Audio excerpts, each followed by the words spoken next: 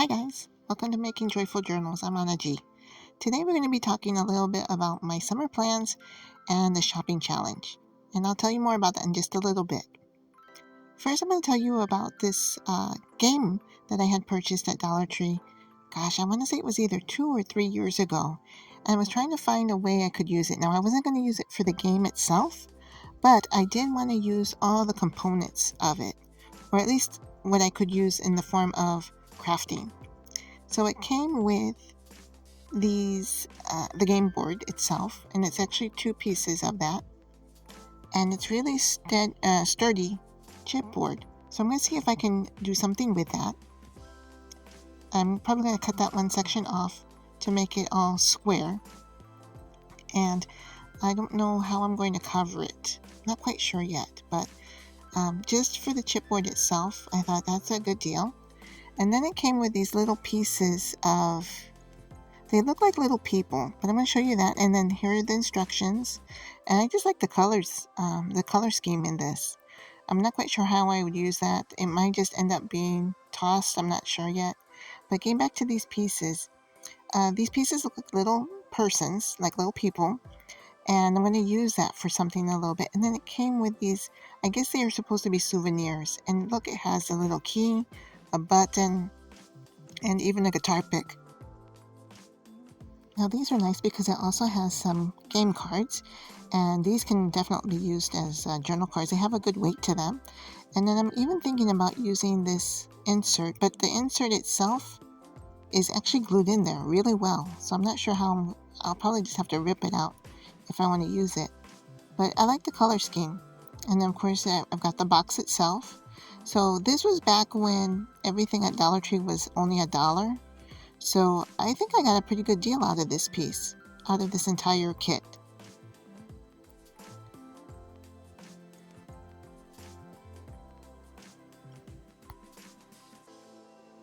So guys, here's my idea. I'm going to pull some of this stuff aside, and I'm going to take out these little people, these little game pieces, and I've actually taken a Sharpie pen, a silver Sharpie pen, and have marked them with numbers. I've marked them with 1 through 10, and I'm going to use these in making my own manual randomizer. I know that everyone likes to use the randomizers that are in either Alexa or in Hey Google, but I'm going to make a manual one. I'm going to do old school on this, and I'm going to show you what these numbers are going to represent.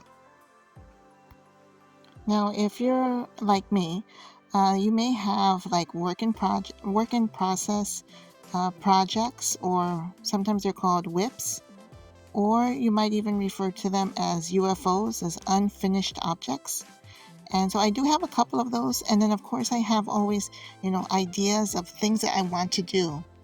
And I've created a list of them here. The first one here is showing an Amazon packaging type of journal, and I got a couple of those. So I'm going to number these, and then we're going to, I'm not sure if I'm going to do this as every week or a couple times a week, or until I get bored with the one that I selected and then move on to the next one. We'll see how that works out. But this next one is definitely a UFO. It's a waterfall journal, and it's really interesting, but I kind of lost my interest in it in the middle of it. So I put it on this list because I want to make sure that I finish some of those UFOs during the summer. This next one is a tissue box mini journal, and actually that's another one where I've already cut out the part of the cover, but just haven't done anything else with it. And then this one was a giveaway journal. I need to complete it, and so I put that on the list as well. And then the next one on my list is a brown sack lunch bag. You remember when you had the old school, you had to take your lunch to school? I'm going to use one of those. And then this is a large fabric spine journal. I've made small ones, but now I want to try my hand at making a large one. And then here we have a denim and lace covered journal. That's something that's been on my bucket list for a while. And then of course I want to try an all fabric journal, one where everything is made out of fabric. The cover, the spine, even the pages. And then I've got a couple of these composition books. that I need to use them because they're just sitting in my stash. And then finally, I have an idea of making a kawaii journal. And I've put down a lot of things of what consists of a kawaii journal. And I have a lot of ephemera from a challenge that I did last year that I would say falls under that category. Now, I did have another item on my list, which is a Bible fabric cover, but that one would be more of a sewing project. It would be completely just sewing, and it wouldn't be really making of a journal itself, but a cover for a Bible that I have. And I already have the fabric, but I really didn't put that as part of my list. If you think I should, let me know and I'll throw it in there. So I've marked them all out, the 1 through 10. And I've got my little box where I'm going to be doing my shake up of all my little people, my little game pieces. And then we're going to pull one of the numbers out and see what we come up with. So this is my way of motivating myself to keep making projects or finish projects that I have on the back burner. And I need to pull them out and start finishing them or start working on them. And one of the reasons I'm going to do that this summer is that I'm going to try to do a really big challenge. And okay, we picked number 7 here. So we're going to see what number 7 was. But it's to challenge myself to not shop. So that's my shopping challenge. My challenge is to not shop or do a no spend holiday. All right, so it looks like number 7 is the denim and lace cover journal. So I'm going to start pulling some of those pieces out and I'll be right back. So here are the pieces I've pulled out. I've got a lot of different colors of denim. They're different weights of material. So some of them are thicker than others, and I like that dark blue one. But I'm not quite sure how I'm going to do all of this. Oh, and then this is beautiful. The lace was from a curtain. And then, of course, here's a pocket, which I can use maybe as a cover. We'll see. But I found a lot of different pieces. Oh, and look, this is really nice.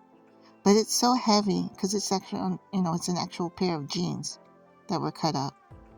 And then I've got some more lighter blends of denim. So this is going to be a challenge. I know that I've been wanting to make one since I have these materials. And my goal is not to spend any new money in doing any of these challenges. We'll see how that works out.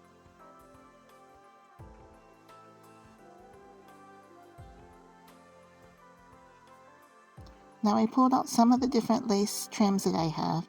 Some of them were gifted to me, and then some of them I had purchased over the last couple of years. So we're going to see if I can use these. They may not be part of the cover itself, but I may use them as maybe pages or on tags or journal cards. We'll have to check it out. But this is the curtain that I had found that's made out of, it seems like lace. So I want to use that somewhere along here. I don't know if it's going to cover the entire book or how I'm going to do it yet, so I'm still thinking about that. But because I'm going to be making a lot of it's going to be fabric, I'm going to sew or use my sewing machine. So I found this piece of felt, and it's a pretty sturdy felt, and it's a 9x12 piece. And I'm just going to cut it in half right down the middle. So the journal itself will be approximately 9x6. And then I've got another piece here that I'll cut to make the spine. And I like using this sturdy felt because it makes it's easy to sew through. So I don't really overtax my sewing machine. And let me grab another journal that I have made in the past so you can see what it looks like. This is the feeling that it gives you. See, it's real flexible. And again, I've got that denim, so that denim is kind of heavy. So I may have to use the lightweight denim. But see, here's my idea is to use this piece to make the spine. And it's squishy, but it still looks like a book. What do you guys think? I think I'm going to use this to make, I like the feel of it. And this one, I call it Gigi. I don't usually name my journals, but for the sake of having made so many of them, now I feel like I have to name them. So here's my goal. It's going to be a no spend holiday. A no spend. It's going to take I'm going to try it for 3 months. So I pulled out this roller cutter that I got at Dollar Tree, and I have to tell you, I was on the fence for a long time because these type of things kind of scare me. They are super sharp. I've seen people who later on after using them, you see them with band-aids on. It's like, okay, that's maybe this is not for me.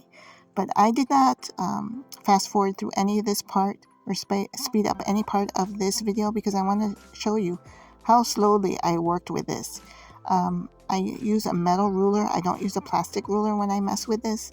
And I did tend to keep it screwed too tightly so that the blade doesn't want to turn because I don't want it to come out. So the main thing about this rolling cutter, a rotary cutter, is to go slowly with it. And I really like the way it cuts fabric.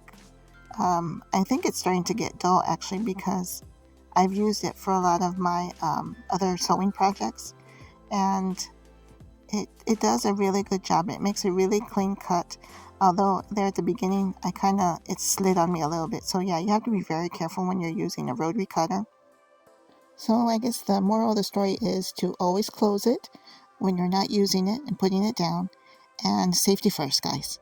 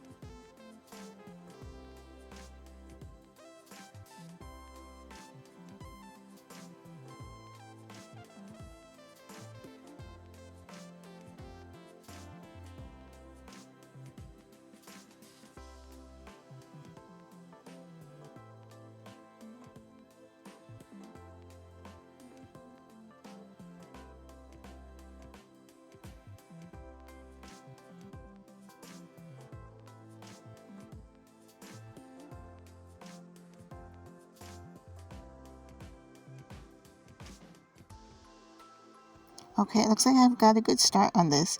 But to go back to this challenge, it's going to be a no-spend crafting supplies holiday for me. And it's going to be from May 1st through July 31. So until I see you next time, take care. God bless. Bye for now.